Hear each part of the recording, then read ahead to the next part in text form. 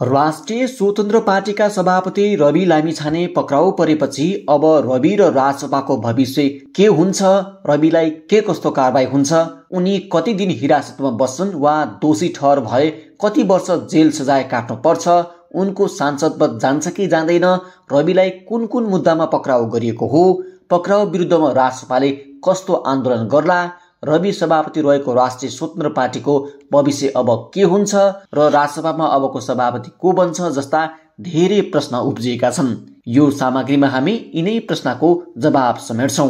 सबैभन्दा पहिला अब कानुनी प्रक्रिया कसरी अगाडि बढ्छ भन्ने चर्चा गरौं। शुक्रबार पार्टी कार्यालयबाट पक्राउ परेका रविलाई कानुनी प्रक्रियाका लागि प्रहरीले रातारात पोखरा पुर्याएको छ। तर शनिबार बिदा भएकाले आइतबार मात्र उनलाई कास्की जिल्ला अदालतमा पेश गरिनेछ। अदालतमा रविमाथि अनुसन्धानका लागि प्रहरीले समय माग गर्नेछ। जिल्ला सरकारी वकिल कार्यालय कास्की सहितको टोलीले उनीमाथि अनुसन्धान सुरु गर्नेछ। दुईवटा मुद्दामा पक्राउ गरिए पनि प्रहरीले रविमाथि 3 अभियोगमा अनुसन्धान गर्ने देखिन्छ। रविलाई सहकारीको रकम संगठित रूपमा ठगी गरेको भन्दै सहकारी ऐन 2074, संगठित अपराध ऐन 2064 ले वर्जित गरेको कसुर र सम्पत्ति शुद्धिकरणमा अनुसन्धानका लागि प्रहरीले म्याद माग गर्नेछ। सूर्यदर्शन सहकारीमा संगठित रूपमा गरेको ठगी, संगठित अपराध र कृत्य कागजात समेत अनुसन्धान हुनेछ। आइतबार रविलाई अदालत पेश गरिएपछि सरकारी वकिलले बहस गर्नेछन्। दुवै पक्षको बहसपछि अदालतले अनुसन्धानका लागि प्रहरीलाई उचित समय उपलब्ध गराउनेछ। हालसम्मको अभ्यास हेर्दा सुरुमा 5 देखि 7 दिन म्याद थप हुने देखिन्छ। उक्त म्याद सकिएपछि फेरि म्याद थपका लागि अदालत पेश गरिन्छ। प्रहरीले बयान र अभियोग पत्र जिल्ला सरकारी वकिल कार्यालयमा नबुझाउन्जेलसम्म म्याद थपको प्रक्रिया चलिरहन्छ। सहकारी ठगी र संगठित अपराध गरी 60 दिनसम्म उनलाई यसरी थुनामा राखेर प्रहरीले अनुसन्धान गर्न सक्नेछ। 60 दिन पूरा हुनु अगावै प्रहरीले अनुसन्धान प्रतिवेदन सहित जिल्ला सरकारी वकिलको कार्यालय कास्की बुझाउनेछ। सम्पत्ति शुद्धिकरणमा थप अनुसन्धान गर्न चाहेमा 90 दिनसम्म म्याद थपको माग प्रहरीले गर्न पाउँछ। अब कस्तो सजाय हुन्छ, कति वर्ष जेल बस्नुपर्छ भनेर चर्चा गरौं। प्रहरीले रविलाई सहकारी ठगीका साथसाथै संगठित अपराध समेत गरेको आरोप जोडेको छ। अपराधबाट सम्पत्ति आर्जन गरेको विषय जोडिए स्वत सम्पत्ति शुद्धिकरणको अभियोगमा समेत अनुसन्धान गर्नुपर्ने कानुनी व्यवस्था छ। यो आधारमा हेर्दा लामिछाने लगायत गोर्खा मिडियाका सञ्चालकहरूले सहकारी ठगी, संगठित अपराध र सम्पत्ति शुद्धिकरणको अनुसन्धान सामान गर्नुपर्ने हुन सक्छ।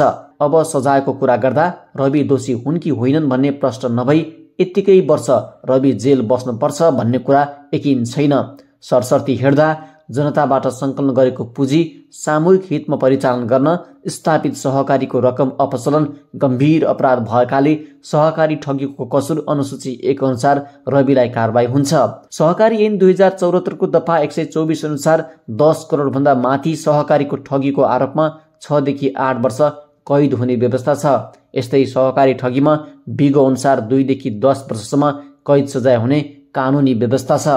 त्यसमा संगठित अपराध पनि पुष्टि भए सहकारी ठगीमा हुने अधिकतम सजायको 1.5 वर्षसम्म सजाय हुनेछ। यसलाई सरल भाषामा भन्दा रविलाई सहकारी ठगीमा सहकारी ऐन विरुद्धको कसुर छानबिन हुन सक्छ।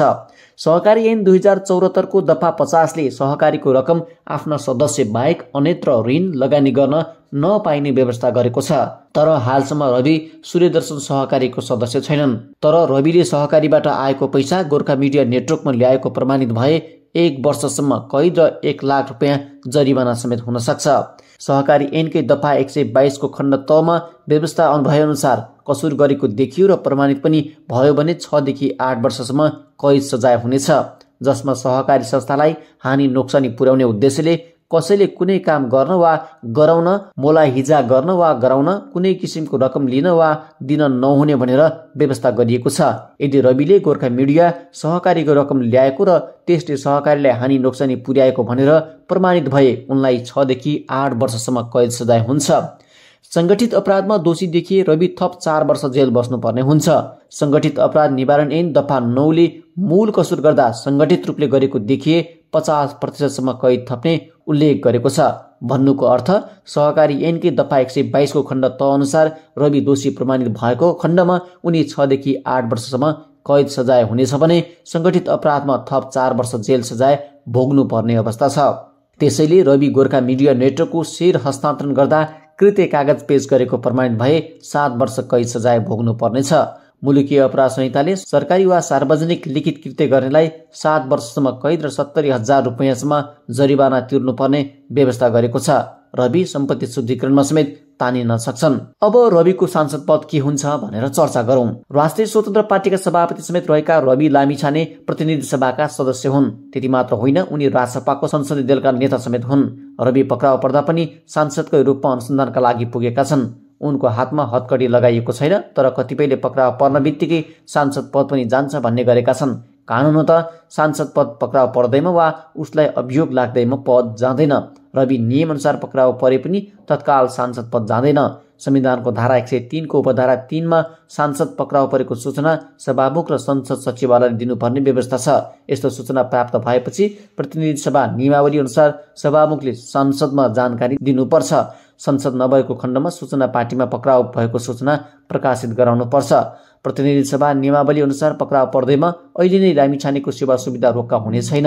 प्रहरीले उनी विरुद्ध 3 वर्षभन्दा बढी सजाय माग दाबी गर्दै अभियोग लगायो र उनलाई अदालतले पूर्वपक्षका लागि थुनामा पठायो भने त्यस्तो अवस्थामा मात्र उनको सेवा सुविधा सांसद पद जानेछ र सेवा सुविधा पनि रोकिनेछ। अर्थात् जिल्ला अदालत कास्कीले दोषी ठहर गरेको अवस्थामा भने लामिछाने निलम्बनमा पर्नेछन्।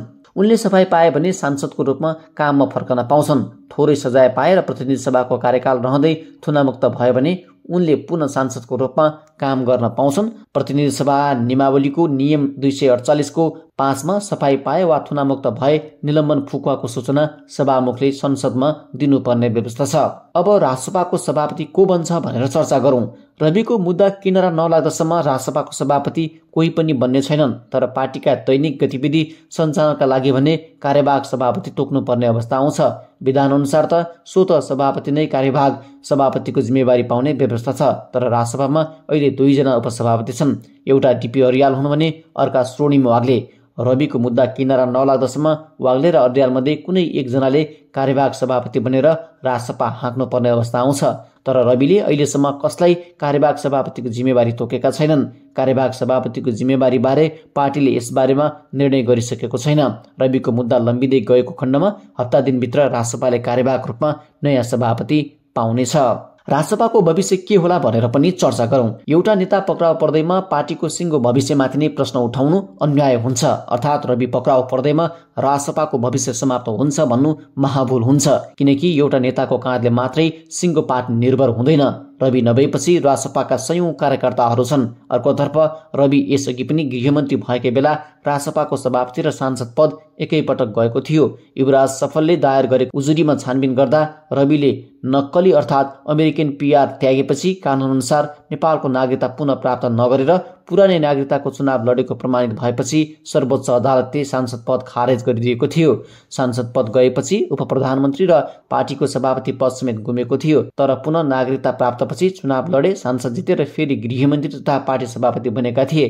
तर यसपालि रविको मुद्दा अलि जटिल छ। सरकारले चाहेको खण्डमा रविको राजनीतिक करियर नै समाप्त हुन सक्ने आधारहरू रहेका छन्। अहिलेको सहकारी ठगीमा दोषी ठहरिए भने राजसभा रहनेछ, वैकल्पिक राजनीतिको बहस चलिरहनेछ, तर रवि बिनाको राजसभाको भविष्य भने न्यूलग्रस्त छ।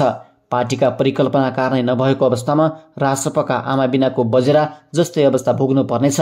जसरी आमाको मृत्युपछि दुधे बालक छटपटाउँछ, राजसभाको अवस्था पनि ठिक त्यस्तै हुनेछ, किनकि राजसभा जन्मिएको पनि धेरै भएको छैन।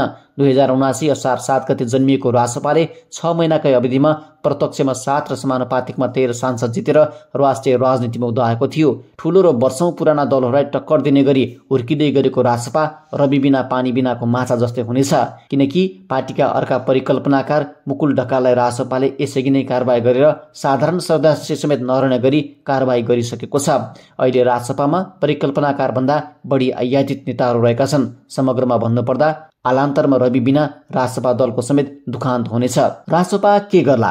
रवि पक्राउ परेसँगै राजसभाले के गर्छ? देशैभरि आन्दोलन गर्छ, सरकार विरुद्ध सडक उत्रिन्छ वा नेपाली कांग्रेस र एमाले विरुद्ध खरो रूपमा उत्रिन्छ? यी प्रश्नको उत्तर थाहा पाउन भने केही समय कुर्नु पर्ने देखिन्छ। तर रवि पक्राउको विरोध गर्यो र एमाले कांग्रेस विरुद्ध देशभर आन्दोलन भएको खण्डमा सरकारले थप अर्को मुद्दा पनि बिउजाइदिन सक्ने प्रबल सम्भावना छ। रवि दोहोरो नेपाल र अमेरिकाको नागरिकता र राजधानी प्रयोग गरेको गम्भीर आरोप लागेको थियो। दोहोरो नागरिकता मुद्दामा सर्वोच्च अदालतले 13 माघ 2079 लामिछानेलाई दोषी ठहर गर्दै सांसद पदबाट मुक्त गरेको थियो, किनकि उनले अमेरिकी ग्रीन कार्ड दिने बेला त्यागेको नेपाली नागरिकता प्रयोग गरेर उम्मेदवारी दिएका थिए। रविले त्यसको केही घण्टाभित्रै नयाँ नेपाली नागरिकता लिए, तर अमेरिका र नेपालको दोहोरो राजधानी पासपोर्ट प्रयोगको विषय प्रहरी अनुसन्धानमै थियो।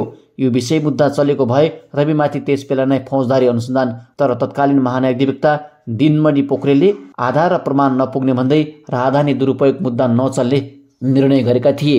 अहिले सहकारी ठगी प्रकरणसँगै राष्ट्रपाले देशभर आन्दोलनका ज्वारभाटा निकालेको खण्डमा सरकारले दोहोरो राजधानी प्रकरणलाई बिउताएर थप कारबाही गरिदिन सक्छ। यो मुद्दामा रविको उदयदेखि डराएका सबै राजनीतिक दलहरू एक ठाउँमा उभिन सक्छन्। अन्त्यमा रविलाई कुन कुन मुद्दामा पक्राउ गरेको हो भनेर चर्चा पनि गरौँ। रवि जोडिएको र धेरै चर्चा भएको विषय सहकारीको रकम अपचलन हो, जुन मुद्दा 1 वर्षदेखि चर्चामा आएको थियो। तर रविलाई पक्राउ गर्दा मुख्यतः 2वटा मुद्दा पक्राउ गरिएको हो। पहिलो सहकारी ठगीकै हो भने दोस्रो सङ्गठित अपराध सम्बन्धी मुद्दा हो। हाललाई यी 2वटा मुद्दाको अनुसन्धानका लागि प्रहरीले रविलाई पक्राउ गरेको हो।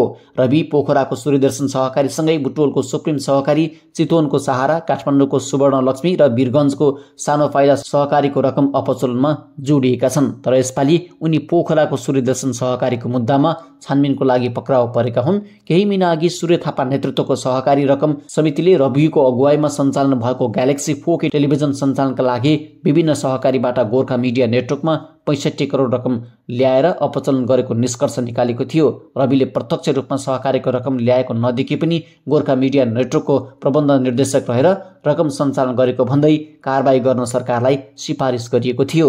तर संसदीय छानबिन समितिको सिफारिसका आधारमा भन्दा पनि रविलाई पोखराकै सूर्यदर्शन सहकारी पीडितले 1 वर्ष अघि दिएको उजुरीका आधारमा छानबिन गर्न प्रहरीले पक्राउ गरेको हो। भलै संसदीय छानबिन समितिको निष्कर्ष पनि रवि जोडिएका सबै मुद्दामा छानबिन गर्नुपर्छ भन्ने नै हो।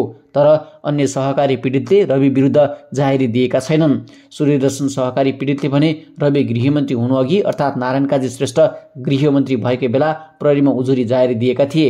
पछि रवि नै गृहमन्त्री भएपछि त्यो बेला छानबिन अगाडि बढेन। यस्तै सोही सहकारीको रकम सङ्गठित रूपमा अपचलन गरेको अर्का सङ्गठित अपराध मुद्दामा पनि उनलाई पक्राउ गरिएको हो। भन्नुको अर्थ सहकारीको रवि लामिछाने, जीवी राई, छविलाल जोशी लगायतका सङ्गठित दुरुपयोग गरेर अपराध गरेको भन्ने हो। रविलाई सहकारी ठगी मुद्दामा छविलाल जोशी पक्राउ परेकै बेला पक्राउ गर्ने तयारी थियो। तर प्रधानमन्त्री केपी शर्मा ओली अमेरिका रहेका बेला प्रहरीले जोखिम उठाउन चाहेन। अहिले एकातिर सत्ता सह्याद्री दल नेपाली कांग्रेस रविलाई जसरी पनि पक्राउ गर्नुपर्छ भन्ने दबाव र अर्को रविलाई पक्राउ गरे बापत कांग्रेसले एमालेलाई अध्यादेश ल्याउन एकीकृत समाजवादी पार्टी फुटाउन सहयोग गर्ने भित्री स्वार्थ मिलेपछि रविलाई पक्राउ गरिएको हो।